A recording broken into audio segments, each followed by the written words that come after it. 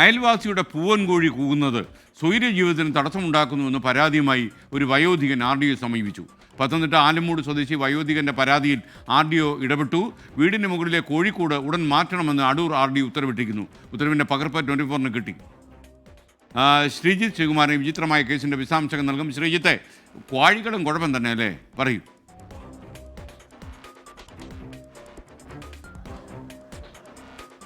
SKN ഇത്തരത്തിലൊരു പരാതി നൽകിയത് രാധാകൃഷ്ണൻ എന്നൊരു വയോധികനാണ്. തൊട്ടടുത്ത ഒരു വ്യക്തി അദ്ദേഹത്തിൻ്റെ ഇത്തരത്തിൽ വീടിന് മുകളിൽ ഒരു കോഴിക്കൂടുണ്ട്, ടെറസിലാണ് സ്ഥാപിച്ചിരിക്കുന്നത്.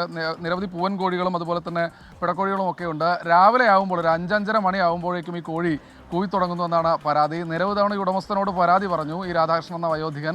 പക്ഷേ ആ കോഴിക്കൂട് മാറ്റാൻ ഒരു കാരണവശാലും ഈ അയൽവാസി തയ്യാറാകുന്നില്ല.